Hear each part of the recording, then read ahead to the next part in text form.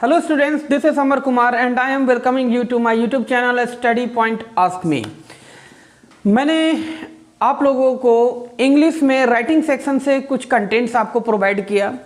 One of my students और my you can से viewer ने मुझसे अपील किया कि सर एक एनालिटिक पैराग्राफ राइटिंग से रिलेटेड भी एक वीडियोस प्रोवाइड कीजिए, क्योंकि इससे भी एक 5 नंबर का क्वेश्चन आता है।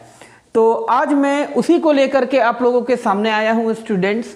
As you can say this is CBSE board exam 2025 for class 10th। I am running all these videos for the preparation of class 10th student.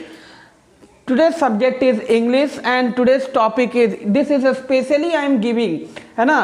Analytical paragraph पे मैंने कोई ऐसा सोचा नहीं था वीडियो बनाने के लिए, लेकिन कुछ बच्चों के डिमांड्स थे कि इस पर एक वीडियोस प्रोवाइड किया जाए। तो आज मैं आप लोगों के लिए लेकर आया हूँ analytical paragraph. You are watching my channel study point ask me. My name is Amar Kumar. तो आइए बच्चों देखते हैं आज का वीडियो, जिसमें मैं आपको समझाने जा रहा हूँ एनालिटिकल पैराग्राफ राइटिंग। तो आइए स्टूडेंट्स देखते हैं आज का वीडियो, जिसमें मैं आज आप लोगों को बताने जा रहा हूँ एनालिटिकल पैराग्राफ राइटिंग के विषय में। Analytical paragraph writing is a form of descriptive writing which is written on the basis of a given chart, graph, data, outline, clues या table।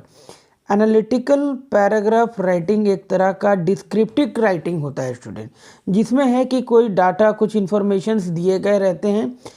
बस आपको क्या करना है कि वो दिए गए इंफॉर्मेशंस को प्रॉपरली डिस्क्राइब कर देना है। This is why it is called descriptive writing. This has to be written in around 100 to 120 words। अब ये 100 से 120 शब्दों में लिखा जाता है। So the paragraph must use clear and crisp language along with the providing the complete details of the given information in the question। यही कारण यह है कि इस क्वेश्चंस में जो भी डाटा दिया गया, जो भी इंफॉर्मेशन दिया गया, उसको क्लियर और सिंपल लैंग्वेज में आप प्रोवाइड करने का कोशिश करेंगे। Some of the features of the analytical paragraph writing I have written here. Let us discuss now one by one. First one is it describes the given chart, table, data, graph और clues etcetera. जो कुछ भी data दिया रहता है, whatever the information has been given either in the form of chart, table, data, graph, clues और pie, है ना, that one you have to describe. उसे आपको क्या करना है? डिस्क्राइब करना है। Second point, it should be brief and comprehensive. Briefly आपको उसको डिस्क्राइब करना है, ठीक है। Third one, it should state facts that are provided by the chart. जो भी चार्ट्स के द्वारा जो इंफॉर्मेशन प्रोवाइड किया गया है, बस आपको उतना तक में ही रहना है। Nothing you have to add from outside. It is necessary to use the simple and accurate language. और ये बहुत ज़रूरी है कि आप बहुत ही सिंपल सा और एक्यूरेट लैंग्वेज यूज़ करो। It is appropriate to use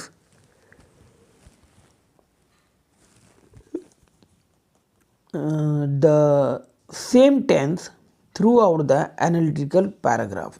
अगर आप प्रेजेंट टेंस में हो तो प्रेजेंट टेंस, पास्ट में हो तो पास्ट, और अगर फ्यूचर यूज़ कर रहे हो तो फ्यूचर टेंस में ही पूरा पैराग्राफ आपको रन करना है।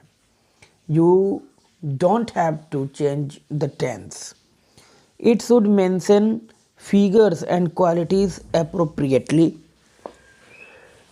वॉट एवर द फिगर्स या जो भी क्वांटिटीज आपका यहाँ पर क्वेश्चंस में दिया गया है, that one you have to mention, और you can say that one you have to describe here. No personal observation और response should be provided। जो डाटा दिया गया है बच्चों, उसको हूबहू डिस्क्राइब करना है। आपको अपनी राय नहीं बताना है वहाँ पर। आप क्या सोच रहे हो, है ना, whatever you are thinking about the given data, that one you don't have to use here. You have to just explain the things what has been written in the question. Next one is, it would be preferable to use the passive form of verb.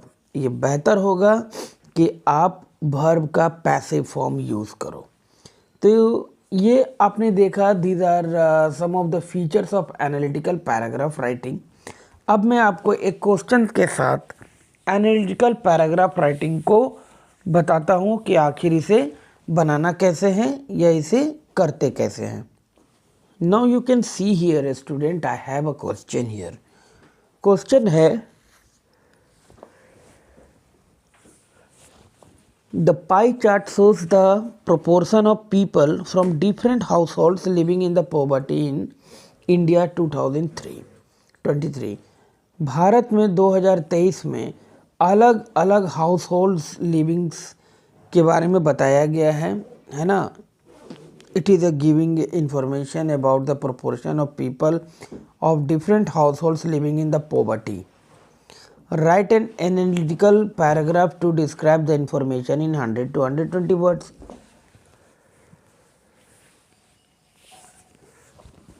अब आपको क्या करना है, आपको ये दिए गए informations को पैराग्राफ में सिंपल लैंग्वेज में डिस्क्राइब करके लिखना है। अब देखिए कि ये पाई चार्ट में क्या क्या इंफॉर्मेशन दिया हुआ है। 5% aged couple, 7% single aged person, 9% couple without children, 14% all house holds, 15% couple with children, 24% single without children and 26% sole parents। तो यहाँ तक ये एक पूरा डाटा दिया गया है इन क्वेश्चंस। अब इन सभी को ध्यान में रखते हुए you have to write a paragraph over this.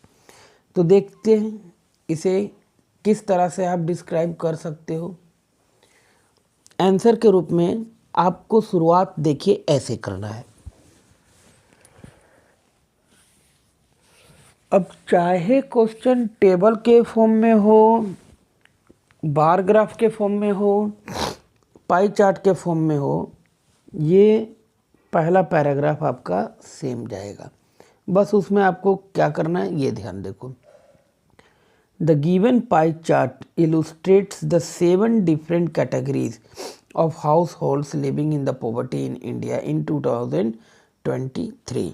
यानी कि ये सबसे पहले आपको इंट्रोडक्शन देना है कि द गिवन पाई चार्ट, अगर ये चार्ट होता तो यहाँ लिखते the given chart, bar graph होता तो लिखते बार ग्राफ, है ना। तो जैसा इंफॉर्मेशन दिया रहेगा that one you have to mention here.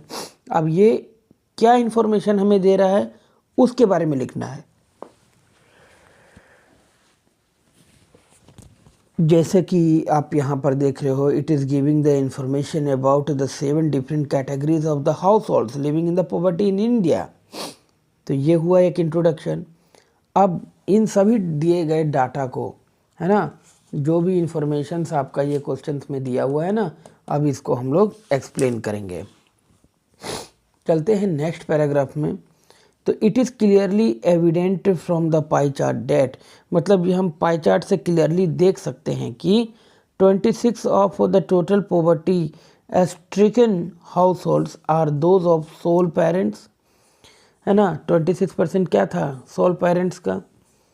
Single people without children account for the second highest proportion with 24%।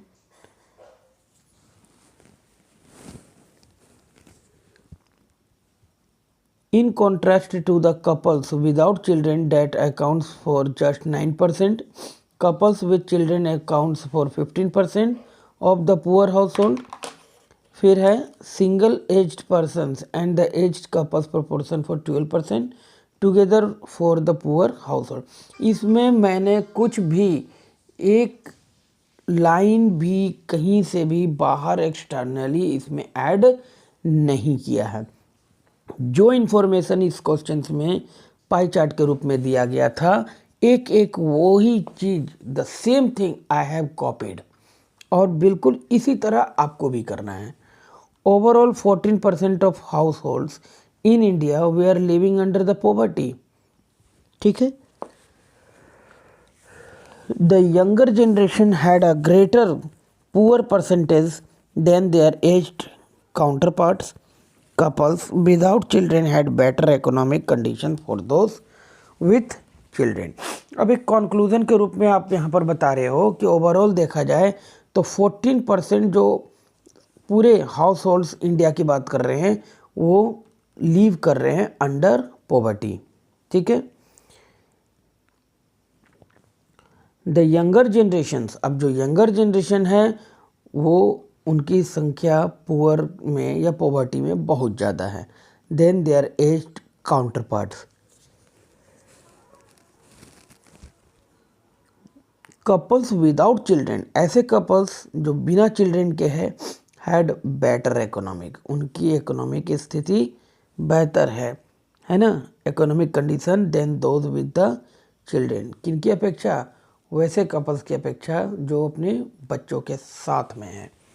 तो ये आपने देखा कि किस तरह से फर्स्ट ऑफ ऑल मैंने, है ना, इसका एक इंट्रोडक्शन दिया, फिर जो भी डाटा इस क्वेश्चंस में दिया गया था सेकंड पैराग्राफ में मैंने उन डाटा को कम्प्लीटली फुलफ़िल किया, और तीसरे में क्या है कि एक कंक्लूज़न के रूप में मैंने एक और छोटा सा पैराग्राफ यहाँ पर डिस्क्राइब किया। तो बच्चों इस तरह से आप लोग अपने एग्ज़ाम में अगर एनालिटिकल पैराग्राफ राइटिंग से क्वेश्चन आता है तो ये है तरीका जिससे आप इसे लिख करके, है ना, अब चाहे वो 5 या 6 नंबर का हो, आप फुल मार्क्स गेन कर सकते हैं।